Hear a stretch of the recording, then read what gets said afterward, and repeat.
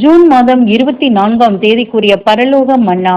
ரோமர் 8ஆம் அதிகாரம் 17ஆம் வசனம். நாம் பிள்ளைகளானால் சுதந்திரருமாமே, தேவனுடைய சுதந்திரரும் கிறிஸ்துவுக்கு உடன் சுதந்திரருமாமே. கிறிஸ்துவுடனே கூட நாம் மகிமைப்படும்படிக்கு அவருடனே கூட பாடுபட்டால் அப்படியாகும். வசனத்திற்குரிய விளக்கம். பரமபிதாவின் திட்டங்களை நாம் நமக்குள்ளாக வாசிக்கும் போது நம்முடைய இரட்சகரான இயேசுவிடம் அவர் நடப்பித்து காட்டிய யாவும் நமக்கு படிப்பினையாக இருந்து நாம் பாடுகளையும் உபத்திரவத்தையும் சோதனைகளையும் அனுபவியாமல் மகிமையில் பூ மெத்தையின் மேல் கொண்டு போகப்படுவதாக எண்ணக்கூடாது. இதற்கு மாறாக கிறிஸ்துவின் அடிச்சுவடுகளை பின்பற்றி போக அழைக்கப்பட்ட யாவரும் உலகத்தின் பாவங்களுக்காக மட்டுமல்ல, கிறிஸ்துவின் சரீரமாகிய ஆலயத்துக்கு மாதிரிகளாக காணப்பட வேண்டும்.